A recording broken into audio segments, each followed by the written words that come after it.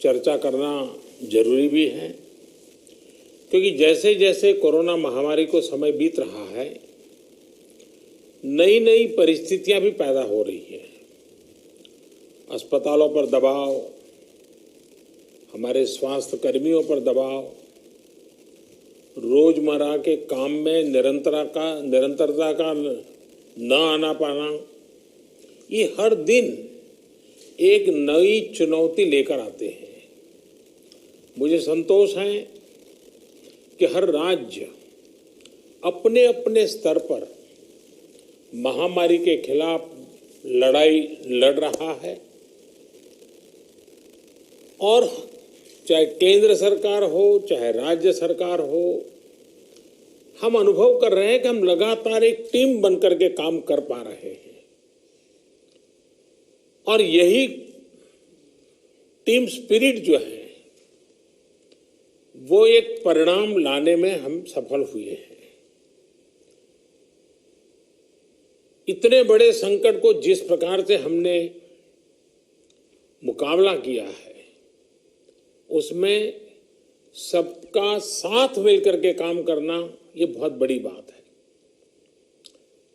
सभी माननीय मुख्यमंत्री जी, आज 80% एक्टिव केसेस हम जो आज मिले हैं इन 10 राज्यों में है, और इसलिए कोरोना के खिलाफ लड़ाई में इन सभी राज्यों की भूमिका बहुत बड़ी हो जाती है। आज देश में एक्टिव केसेस 6 लाख से ज्यादा हो चुके हैं, जिनमें से ज्यादातर मामले हमारे इन 10 राज्यों में ही है। इसलिए ये आवश्यकता लगी कि इन 10 राज्यों के एक साथ बैठ करके हम समीक्षा करें, चर्चा करें, और उनकी जो बेस्ट प्रैक्टिसेस है, उन्होंने किस किस प्रकार के नए इनिशिएटिव लिए हैं, वे सबके ध्यान में आए, क्योंकि हर कोई अपने अपने तरीके से प्रयास कर ही रहा है। और आज की इस चर्चा से हमें एक दूसरे के अनुभवों से काफी कुछ सीखने को, समझने को मिला है। कहीं न कहीं ये एक भाव आज निकल कर आया है कि अगर हम मिलकर अपने इन 10 राज्यों में कोरोना को हरा देते हैं तो देश भी जीत जाएगा। साथियों, टेस्टिंग की संख्या बढ़कर हर दिन 7 लाख तक पहुंच चुकी है और लगातार बढ़ भी रही है। इससे संक्रमण को पहचानने और रोकने में जो मदद मिल रही है, आज हम उसके परिणाम देख रहे हैं। हमारे यहां एवरेज फर्टिलिटी रेट पहले भी दुनिया के मुकाबले काफी कम था।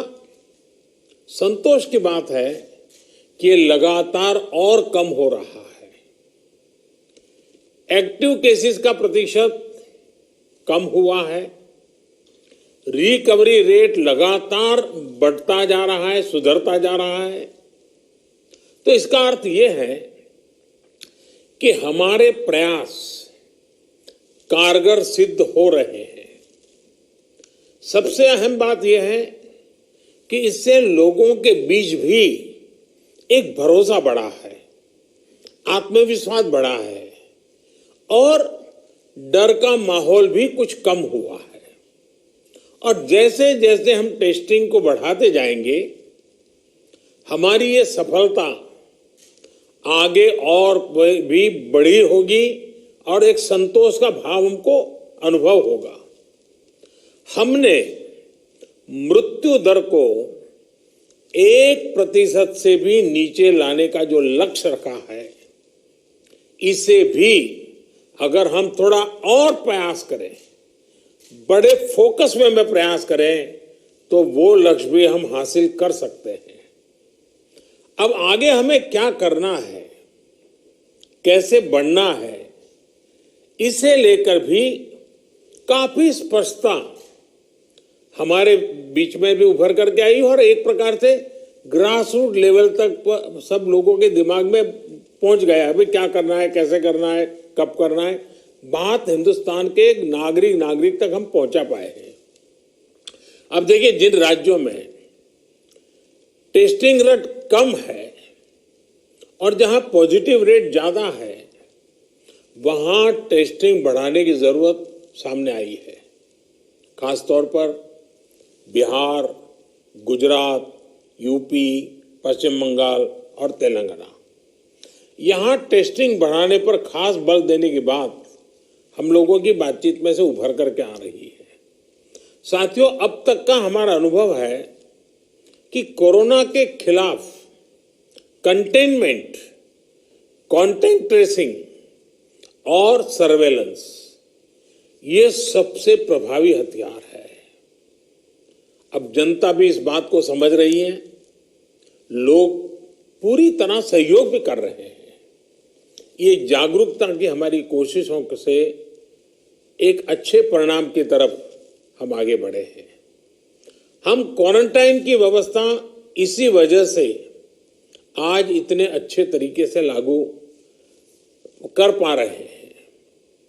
एक्सपर्ट्स अब ये कह रहे हैं कि अगर हम शुरुआत के 72 घंटे में ही केसेस की पहचान कर ले तो ये संक्रमण काफी हद तक धीमा हो जाता है।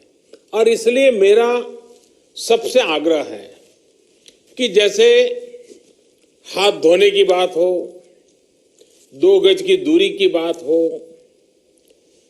मास्क की बात हो, कहीं पर न थूकने का आग्रह हो, इन सब के साथ अब सरकारों में और सरकारी व्यवस्थाओं में भी और कोरोना वॉरियर के बीच भी और जनता में भी एक नया मंत्र हमें बराबर पहुंचाना पड़ेगा, और वो है 72 घंटे में जिसको भी हुआ है उसके आसपास के सबको उसका टेस्टिंग हो जाना चाहिए, उनका ट्रेसिंग होना चाहिए, उनके लिए जो आवश्यक है वो व्यवस्था होनी चाहिए।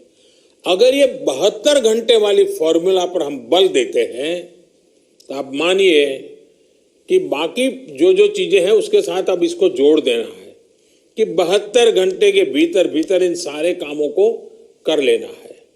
आज टेस्टिंग नेटवर्क के अलावा आरोग्य सेतु ऐप भी हमारे पास है। आरोग्य सेतु की मदद से अगर हमारी एक टीम रेगुलरली उसका एनालिसिस करे तो बहुत आसानी से किस एरिया से शिकायत आ रही है हम पहुंच सकते हैं। हमने देखा कि हरियाणा के कुछ जिले, उत्तर प्रदेश के कुछ जिले और दिल्ली, एक ऐसा कालखंड आया कि बड़ी चिंता का विषय बन गया। सरकार ने भी दिल्ली में ऐसी घोषणा की कि लग रहा था कि बड़ा संकट पैदा होगा। तो फिर मैंने एक रिव्यू मीटिंग की और हमारे होम मिनिस्टर श्रीमान अमित शाह जी को नेतृत्व में एक टीम बनाई और नए सिरे से सारा अप्रोच किया। उन 5 जिलों में भी और शहर में भी, दिल्ली में बहुत बड़ी मात्रा में हम जो चाहते हो परिणाम ला पाए। मैं समझता हूं कि कितना ही बड़ा कठिन चित्र दिखता हो, लेकिन सिस्टमेटिक तरीके से अगर आगे बढ़ते हैं तो चीजों को हम हफ्ते 10 दिन में अपने तरफ मोड़ सकते हैं। और हमने अनुभव करके देखा है। और इसी रणनीति के भी जो मुख्य बिंदु यही थे, कंटेनमेंट जोन्स को पूरी तरह से अलग कर देना, जहां जरूरत पड़े वहां माइक्रो कंटेनमेंट का भी आग्रह करना, 100% स्क्रीनिंग करना, रिक्शा, ऑटो रिक्शा चालक और घरों में काम करने वाले लोगों को भी और अन्य हाई रिस्क लोगों की स्क्रीनिंग पूरी कर लेनी चाहिए। आज इन प्रयासों का परिणाम हमारे सामने है। हॉस्पिटल्स में बेहतर मैनेजमेंट, आईसीयू बेड्स की संख्या बढ़ाने जैसे प्रयासों ने भी बहुत मदद की है। साथियों, सबसे ज्यादा प्रभावी आप सबका अनुभव है। आपके राज्यों में जमीनी हकीकत की निरंतर निगरानी करके जो नतीजे पाए गए, सफलता का रास्ता उसी से बन रहा है। आज जितना भी हम कर पाए हैं वो आप सबके अनुभव उसमें काफी मदद कर रहे हैं। मुझे विश्वास है कि आपके इस अनुभव की ताकत से देश ये लड़ाई पूरी तरह से जीतेगा और एक नई शुरुआत होगी। आपके और कोई सुझाव हो, कोई सलाह हो तो हमेशा की तरह मैं हर समय आपके लिए उपलब्ध हूं। आप जरूर बताइए। और मैं आपको विश्वास दिलाता हूं, सरकार के सभी अधिकारी भी आज मौजूद थे। जिन जिन बातों का आपने जिक्र किया है, जिसकी चिंता करने के लिए कहा है, टीम पूरी तरह तुरंत ही उसको आगे बढ़ाएगी।